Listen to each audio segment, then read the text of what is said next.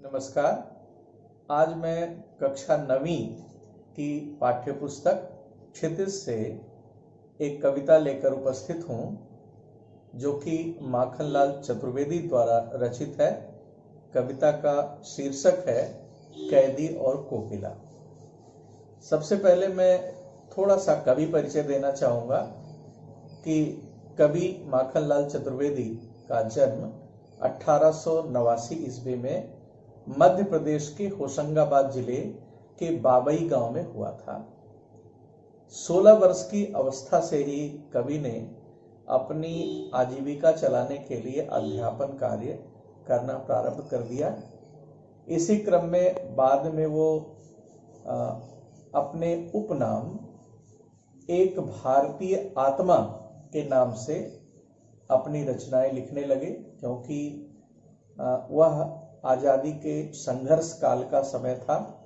ऐसी स्थिति में जो लेखक या जो कवि जो अपनी रचनाओं के माध्यम से लोगों को संघर्ष के लिए प्रेरित करते थे, उन्हें जेल में बंद कर दिया जाता था, उनको सजा दी जाती थी। इसलिए अधिकतर लेखक या कवि अपनी रचनाएं उपनाम से लिखा करते थे। तो मैं यहाँ प्रस्तुत करना चाहूँगा कविता कैदी और कोकिला।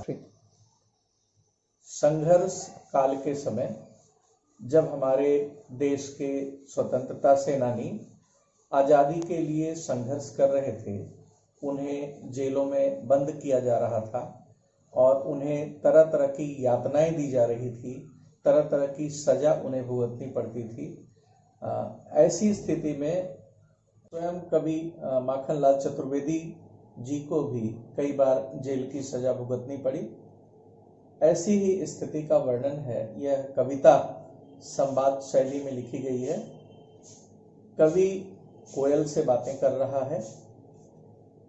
परिदृश्य यह है कि रात्रि का समय है और रात्रि के समय, अर्धरात्रि के समय कोयल अचानक बोल पड़ती है। कवि को कोयल की आवाज सुनाई पड़ती है। कवि जेल के भीतर है। अचानक वह सोचने लगता है कि आखिर ऐसा क्या हुआ जो अर्धरात्रि में ये कोयल बोल उठी है। तो वह कोयल को संबोधित करते हुए अपनी कविता लिखता है और उससे संवाद शैली में बातचीत करता है। तो सबसे पहले मैं कुछ पंक्तियां इस पाठ से लेना चाहूँगा, और चूंकि ये पंक्तियां गेय हैं, इन्हें गाया जा सकता है, इसलिए मैं पूरा प्रयत्न करूंगा कि इनको गा करके प्रस्तुत करूं। तो चलिए इस कविता के साथ होते हैं। क्या गाती हो, क्यों रह जाती हो, कोकिल बोलो तो।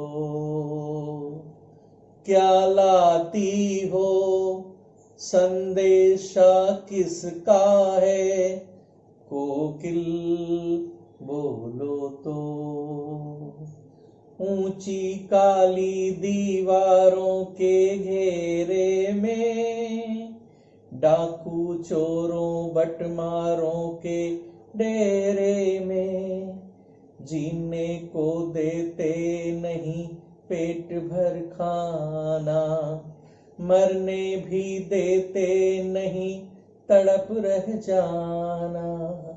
जीवन पर अब दिन रात कड़ा पहरा है, शासन है या तम का प्रभाव गहरा है।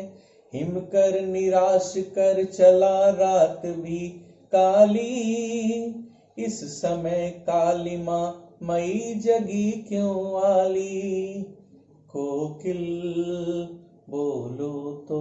कोकिल बोलो तो, क्यों हुक पड़ी, वेदना बोझ वाली सी, कोकिल बोलो तो।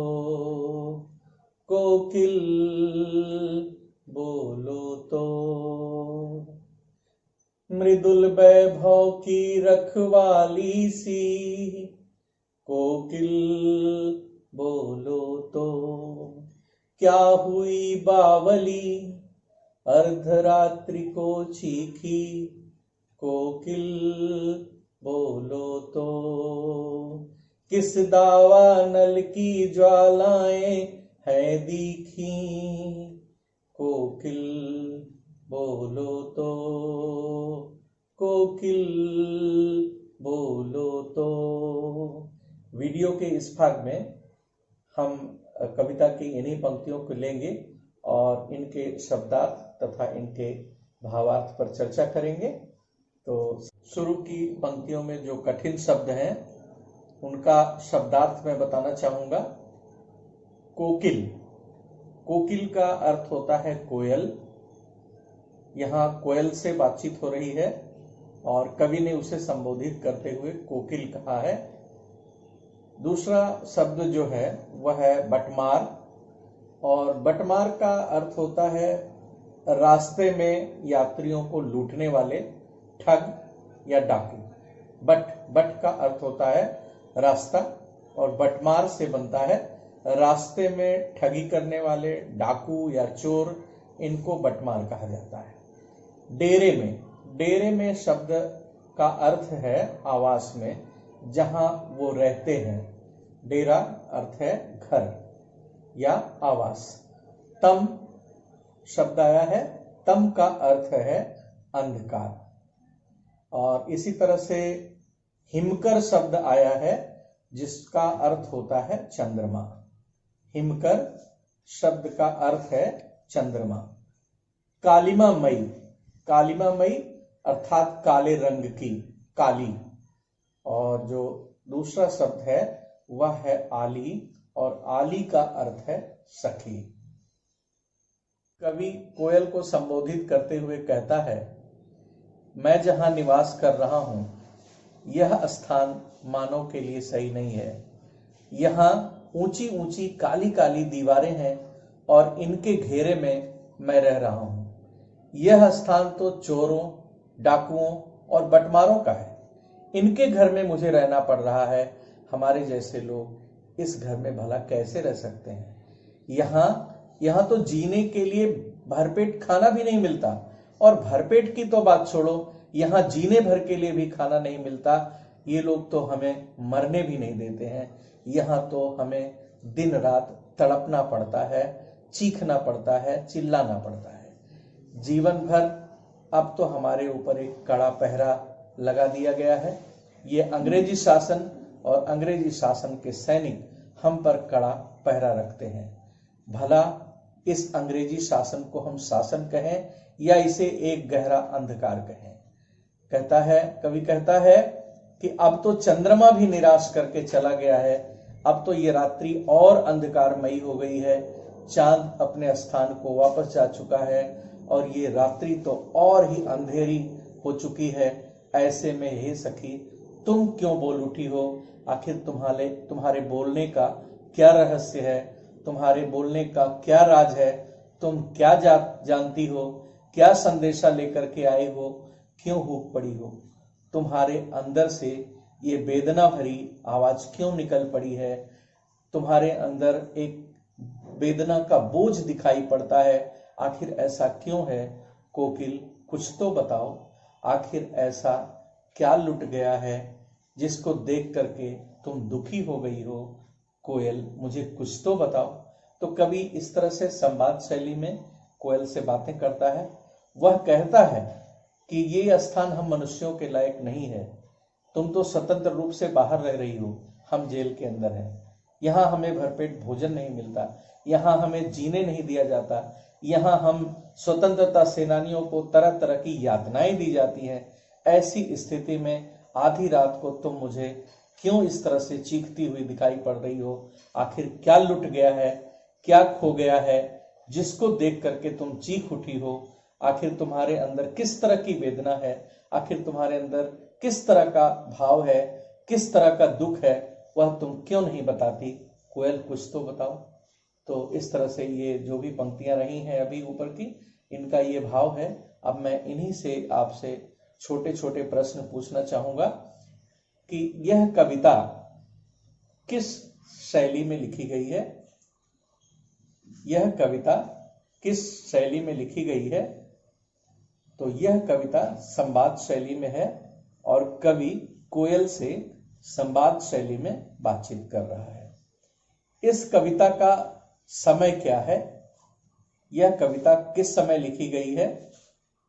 यह कविता आजादी के संघर्ष काल में लिखी गई है, जिस समय हमारे स्वतंत्रता सेनानी आजादी के लिए संघर्ष कर रहे थे और उनको अंग्रेजी सत्ता उठा करके जेलों में बंद कर दे रही थी, उन पर तरह तरह के अत्याचार किए जा रहे थे, उनको तरह तरह के यातनाएं दी जा रही थी। उस समय यह लिखी गई कविता है। इस कविता में कौन किससे बात कर रहा है?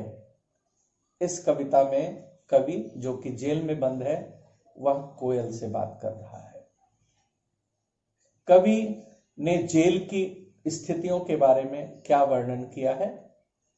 तो कवि कहता है, यह जेल ऊंची ऊंची दीवारें हैं, इसमें यह काले रंग की दीवारें हैं और इसमें चोर डाकुओं बटमारों का अड्डा है। इसमें साधारण व्यक्ति नहीं रह सकता, इसमें सामान्य व्यक्ति नहीं रह सकता, लेकिन फिर भी हमें ये यातनाएं झेलनी पड़ रही हैं। कवि कोयल के बारे में क्या कहता है? उत्तर है कि कवि कोयल के बारे में कहता है कि यह कोयल न जाने किस वेदना के कारण, किस दुख के कारण ये हूक भरी आवाज में बोल रही है। इसके ऊपर एक परियोजना कार्य आपको दिया जा सकता है। परियोजना कार्य है आपके लिए कि कोयल के ऊपर एक पत्र तैयार करें, कार्य प्रपत्र तैयार करें और कोयल से संबंधित जानकारियां एकत्र करके उसमें लिखें। और इस तरह से ये कविता की कुछ पंक्तियां रही और उसका भावार्थ तथा शब्दार्थ था। और फिर मिलते हैं इस वीडियो के दूसरे भाग में इस पाठ की अगली पंक्तियों को लेकर। मुझे उम्मीद है कि ये पाठ आपको पसंद आया होगा, पंक्तियां पसंद आई होंगी, इसका भावार्थ पसंद आया होगा। और इसी के साथ हम आपसे विदा लेते हैं। धन्यवाद, नमस्कार।